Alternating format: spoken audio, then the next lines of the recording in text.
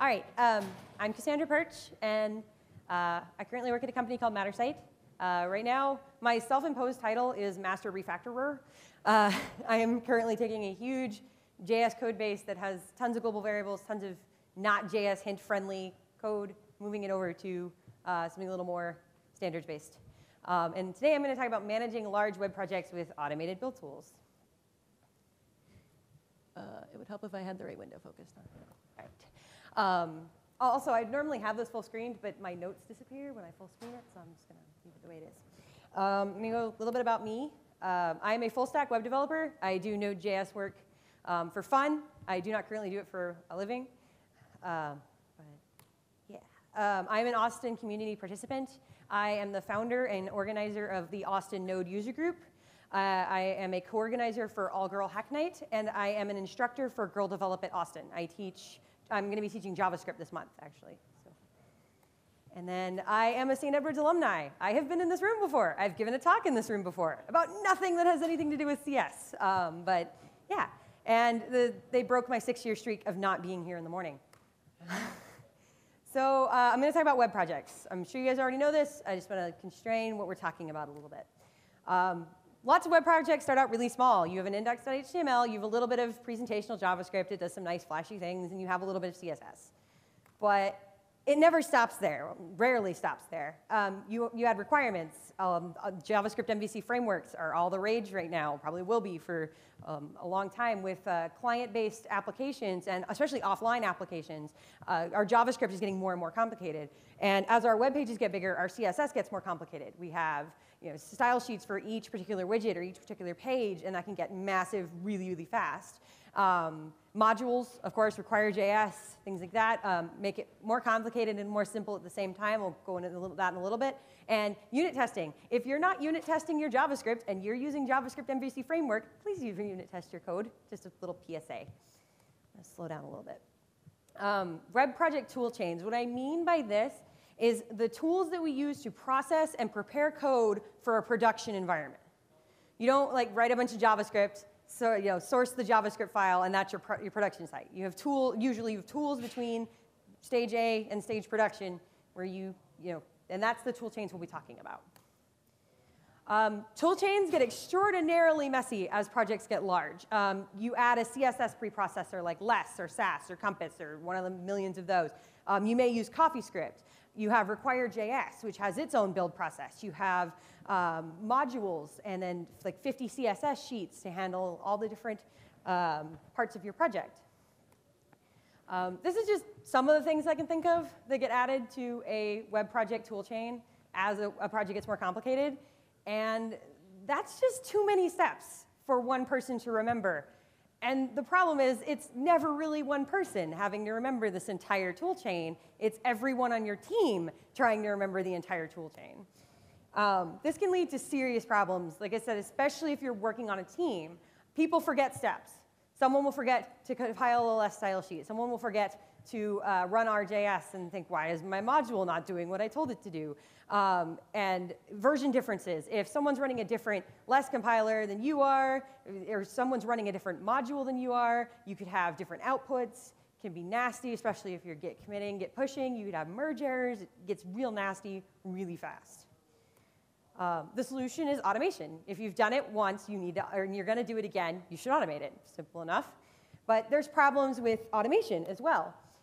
Some tools will automate for you. We all know CodeKit, well, all of us who own a Mac, the live reload thing, which does a simple task, but it does it quite well. Executable compilers, like the command line compilers, and Sublime Text builds. A lot of people like Sublime Text in their builds. But there's problems with these. And that's getting a consistent configuration across your team can be a giant pain if you're using an external tool that doesn't sit in your project folder, or if you're using, again, you can have version problems with the build tools you use, much less the code you're using. Customization can be a pain with some of these tools. If you want to add a new task, it can be a little bit painful. There's separate syntax sometimes with these. You have to do a new language or a new file format. It can be difficult to remember. You may end up forcing your devs to use one IDE, and I don't believe in that. I use tabs. Actually, I think Kyle Simpson said this last night. I use tabs, and I don't care what you open my code in. Just whatever. And I agree with that principle. We shouldn't be forcing everybody to use the same IDE. And then CodeKit doesn't work on Windows. Lots of nice build tools don't work on Windows, and I work on Windows, so and there's a lot of people here that work on Windows, so that can be a serious concern as well. That's where Grunt comes in. Grunt is an amazing tool, super easy to set up, and it runs on Node. You have to install Node, open a terminal, and install it via NPM.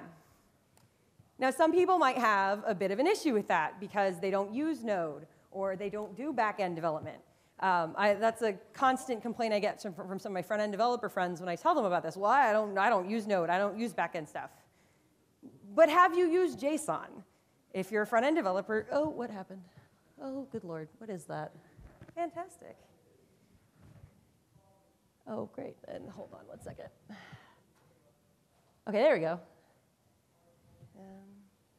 Why did that do that? Anyway, slides are back up. And all right, and I can still see my notes. Have you used JSON? If you're a front-end developer, chances are you've used JSON at least once. And the only other thing you need besides JSON is the ability to use a couple command line commands. Just CDing into your project and using Grunt. So even if you don't know Node, you can still use Grunt. It's remarkably easy to set that up. And I'm going to show you guys that with a demo. Basically, I have here, already formatted out for the screen, a project that, whoa, the resolution difference is going to kill me. All right. And then I'm going to shrink that a little, actually. OK, so we've got a basic, that's my presentation code, wrong window. I'm losing it today. All right. There we are. That's my code. All right, so we have a basic index.html. And then if you look in the sidebar, I have a little bit of CSS. Actually, I have some stylus. I have an image. I have some JS. I have an app. And that just constructs a model, renders it to the screen. And then I have my model in my view. Very, very rudimentary stuff. But what we're going to do is we're going to write a grunt file that concatenates and minifies that JS. And then we're going to use a plugin to convert that stylus into CSS. So let me pull up my terminal. All right. OK.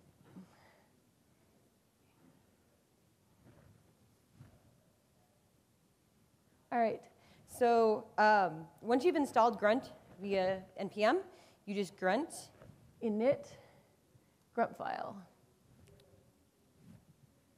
It'll ask you a couple questions. Yes, the DOM is involved. Yes, things will be concatenated or minified. And we will not have a package.json file. And I do not need to make any changes. Now, what this does is it sets up a template for you. You don't even have to remember what all the syntax is, because now, in our little file, we have our grunt config. Now, what I'm going to do is, this meta tag's really nice. You can set up banners and things to go with your config. We're going to make this as simple as possible. Get rid of that. Lint, it's actually a misnomer. It uses the JS hint checker. I don't know why they called the task lint. Odd. But it basically will lint all of the files in here. Wildcards are supported. So basically that's saying it'll go into the lib folder, into whatever folder's in there, and then whatever JS file it finds, it'll run through JS hint. We're going to change that because our folder's a little different. We're going to put JS. And then we are going to get rid of test, because this is like the only piece of code I haven't unit tested in quite a while. So we're going to get rid of that.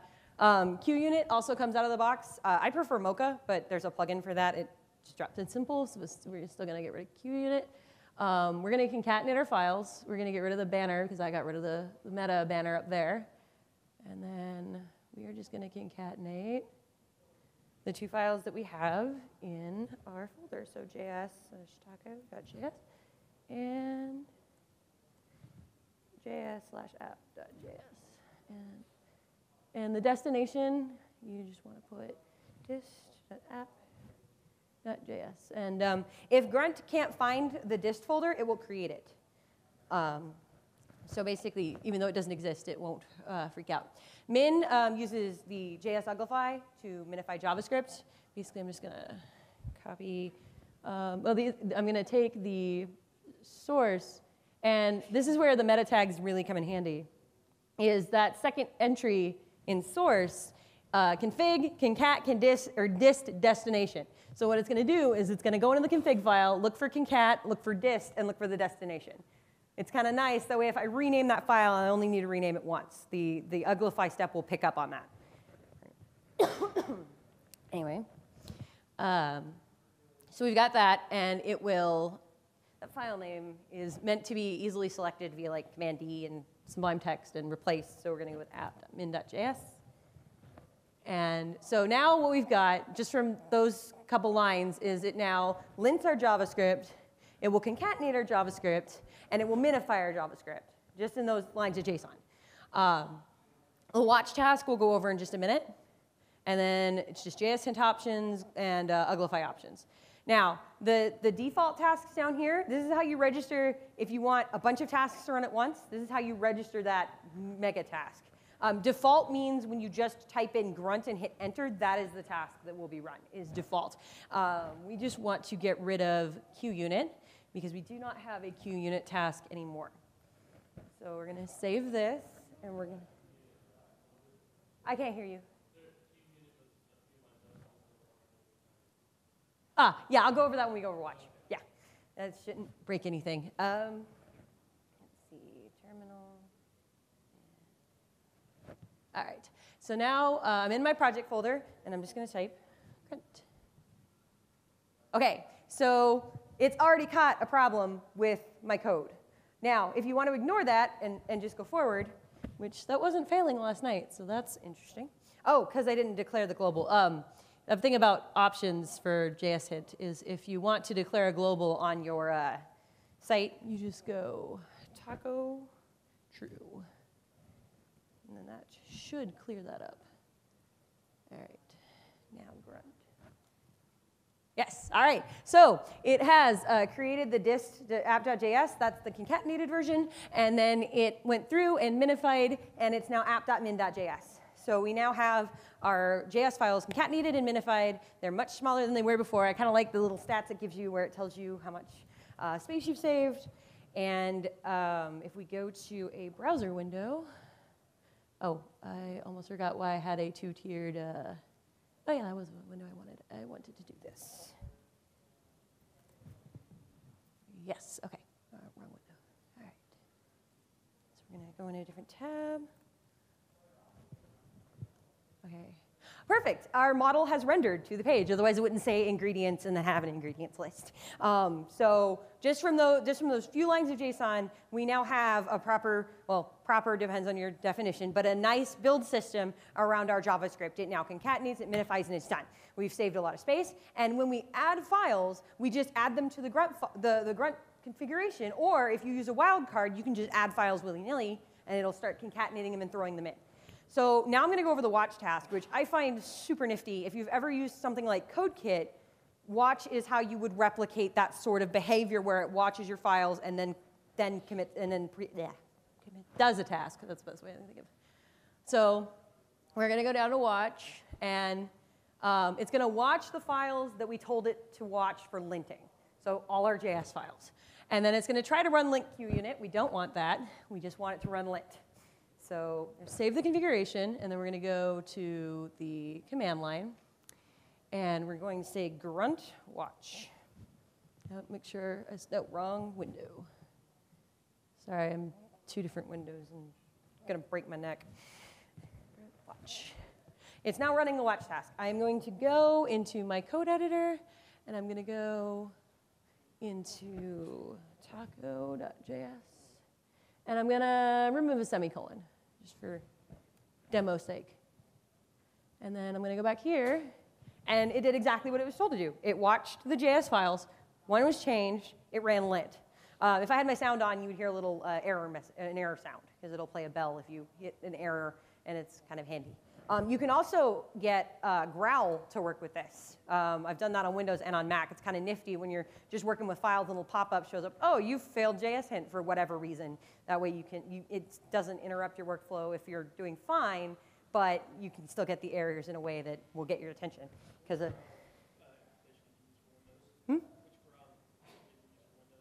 Which grunt or growl? Oh, growl, the first one that showed up on Google search worked just fine. So I didn't realize there were multiple.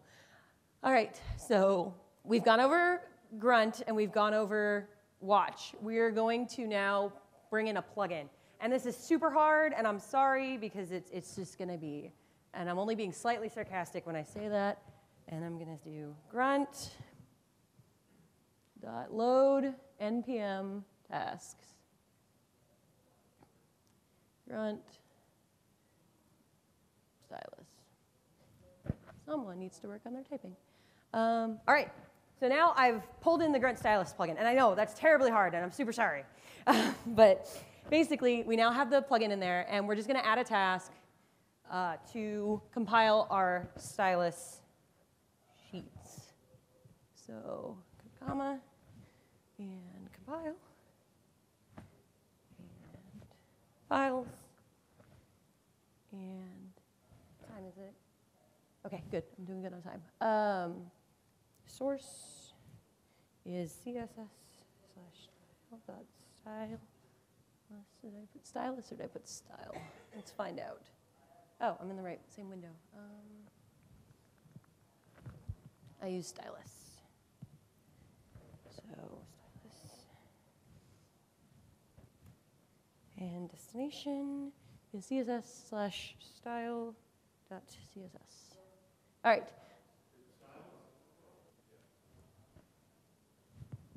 It is styles, correct. All right.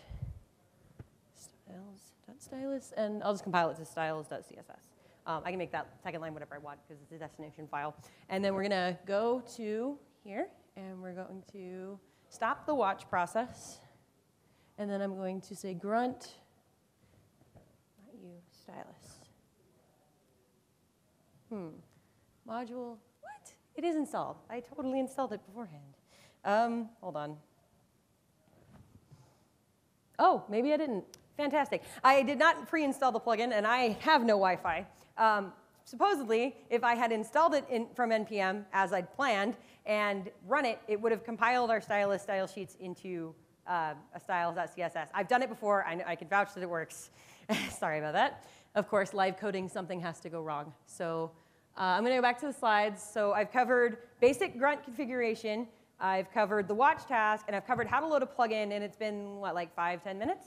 So if I can do it live coding when I'm completely nervous in front of a bunch of people I don't know, you can do it in the comfort of your own home in about half that time. So super easy to set up. All right, and then I'm going to go back to my slides. Or actually refresh the page because I need my notes back. I accidentally closed them. All right.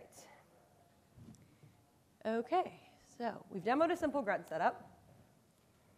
More about watch, just to be sure. You can set up several different watch tasks. You don't have to set up one monolithic task that watches everything and runs everything. If you want to watch your CSS and just compile your CSS when a CSS file changes, you can do that. If you just want to link your JS when your JS changes, you can do that. One cautionary thing is if you wildcard 2,000 files and then try to run grunt watch, your computer will slow down considerably, no matter what hardware you have, because it's trying to watch your file system, and that takes up a lot of memory. So do be cautious when that happens. I kind of got wildcard happy, and I ended up slowing down my computer significantly.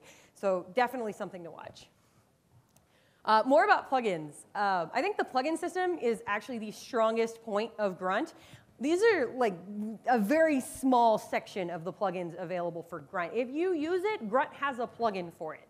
It is, I think it said there were 365 plugins under NPM with the tag Grunt plugin. And so those are the ones that followed the instructions from the Grunt website and actually filed it that way. The ones that are actually available but didn't have that tag, it was much more than that. I think it was closer to 500. So there are 500 different plugins, and this is a small section of what they can do. So if you think just because I did a task and you use something different, there's a plugin for it. Believe me, they have lots of them. And these are just a few, including app cache generation. That's a really nasty, tedious task that can be automated. Super handy. Like I said, all these and more are available on NPM, or you can go to gruntjs.org, and it'll have a list of the plugins. But what you're probably asking is, how does this help with existing projects? This is nifty if I'm starting a new project, and I know what I want to use, and I want to build it quickly. But how do I use this with something that's already there, and it's monolithic, and it's nasty, and I want to fix it? How can this help me? This is a cycle I have tempered over the last couple of projects that I've been doing, where I've been refactoring. This cycle tends to work the best, especially when you have a team, and you have a motivated team. It's a great way to go about it. You educate them, you automate your processes, and then you enforce your standards using that automation. So I'm going to go in a little more detail. You educate team members about project standards and patterns. You hold a team meeting. It's not like you're standing up there like I am now talking to a bunch of your coworkers and telling them what they're going to do. It's more of like a team meeting. You pull everybody together and you say, okay, what are our standards going to be? It's best to come with a skeleton of like the base standard JavaScript standards and go from there. And have team members bring in suggestions. Like if one of your team members thinks it's a really, really good idea to put all of your variables at one var statement at the top, let them argue it. If they have good evidence behind it, what that does is it brings investment to the standards. When you've argued the standards, when you've brought what you think is best to those standards, you'll be more likely to enforce them because it's something you care about. And it's pretty hard to get developers to care about standards. So whatever way you can to do that, you should. Sorry. Like I said, bring reasons and support, and then put it in writing. Definitely put it in writing. Don't just say, like, these are our standards, and then walk out of the meeting and everybody has an understanding. Because we're constantly bringing on new developers, and we're going to forget. And it's great to have that written law saying, well, it's not even law. It's mutable if something changes. But still, it's great to have it there and written so you can say, these are our standards. This is what we need to do. And if someone deviates from that, you can say, but we agreed on this as a team. These are our standards. Standards should also be mutable. If someone brings a really great argument to change one of the standards, definitely consider those arguments. I hate the term technical debt. I really, really hate that term. And that was used constantly when I wanted to change the standards at a couple places where I've worked. Is, well, we've already invested in this technical debt from following this pattern. It's like, but we don't need to keep doing it. Like, we could put the new code in the new standard and slowly move things. Like, when we go fix a bug in the old code, we could move it forward. Like, technical debt is an entirely another talk, but still. Definitely make your standards mutable and continue pushing them forward. Otherwise, you will be mired in nasty code all around you for the rest of time if you never change. The second step, automate. Definitely, like I said, use Grunt, use Ant, use Make, use whatever. I don't care what tool you use. Grunt's my favorite, but I don't care what tool you use. Automate your build process. It makes things easier. It makes your devs happier because they don't have to spend time thinking about all the different steps they need. And it will make your customers happier because they will get a consistent built project every time. There won't be one time where you push to deployment and then go, oh, whoops, I forgot to compile X or compile Y, and then you have to go back in and fix it. It's a consistent, monitored process, which will make it better.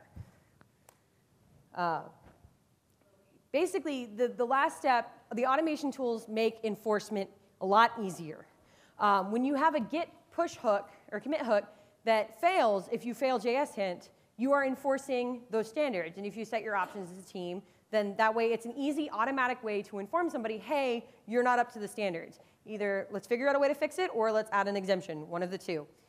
Peer reviews allow for team accountability. Like if you have someone who's been at that company for forever and knows all the standards, it's great to have friendly peer reviews where it's like, okay, you don't know the standards yet, we're going to walk through it and have this meet the standards for things that JS hint and things like that can't actually catch. For our case study, we have a huge legacy project. Let's say 80 JS files. All of them are adding to the global scope at least twice. So that's at least, that's like a very small, so 160 global variables. You've got 10 plus CSS files, and your page takes about 2.5 seconds to load because you're loading all of those in at once. Not good times. What we want is to slowly but surely move to a modular JS system, get the CSS into less so that we can factor out some of those variables in those common classes, and fewer files. So basically, we want to minify and concatenate. Oh, I did not mean to do that. All right, educate. Get the team involved, like I said. Just get JS hint running. And don't put a commit hook in yet, but just make developers aware of what in the code right now is failing JS hint or failing your standards. Like, make an internal audit as you go along of what's wrong with the code. And then slowly incorporate a module system. When I moved a massive global setup to require, basically I started by moving everything into IIFEs. And then I moved the IIFEs into require modules. Because moving global to require in a slow, steady process, trying to run require and regular files is a bit of a mess. So you have to figure out what balance makes sense for your team. And for me, that meant moving them into IIFE modules and then moving those IIFE modules into require, or whatever module you use, browserify, whatever. All right, and then automating. Set up the builds with concatenation at the very least. You can start out with that immediately. Concatenation, unless you have some really weird code, isn't going to break anything. And then start minifying. It's all about introducing it in stages, because you can't, most companies aren't willing to shut down all their developers for like even 2 weeks just to get them to get this build system in process. Usually it's like tacking something to a moving car. You have to keep developing while you're improving. Quality control, same thing. Implement JS hint. Probably don't enforce it to the point where they can't push without it, because if you've got a large legacy project and you've got new features to develop, that can get really upsetting really quick. And then enforcement. Like I said, automation leads to very easy commit hooks. If you already have a command line process that you can run that checks your code and builds it, that's a great commit hook right there. Like, you just plug it in and it goes. Peer reviews, same thing. You want to, those, I know a lot of people dread them. I used to dread them, but peer reviews are important because there are a lot of things that automated processes can't catch. So as a team, there needs to be some sort of collaboration, and then the automated process helps with that sort of situation. Like I said before, take it in stages. Enforce quality assurance on new files and just warn people about old files at first. That's what I've done. That way, new development can still continue, but new development fits those standards. So now we have the new code coming in isn't adding to the problem of the old code. So that's definitely something that I found that works, is at least enforce it on new development. That way, you're not adding to your own problems. You're helping subtract, well, not subtract, but at least keep them equal. And prevent yourself from having to do more code reformatting and refactoring. And then take every automation step in stages. Trying to implement a huge technology in just one go is it's not going to work. It usually blows up in your face. So take it in stages, like the ones I've mentioned earlier. My last note: automation is a tool. It is not a cure-all. I've said this about CSS processors. I've said this about CoffeeScript. I've said this about basically any tool is just a tool. It helps, and it's a great thing to have, but you need to supplement it with the actual effort and work it takes to get your team to work together towards those standards. But once you've done that, putting these automated build processes in place are super simple and will make your lives a lot easier, thereby making the effort and the other side of it easier to accomplish. Any questions? OK, looks like that's about it. So thank you.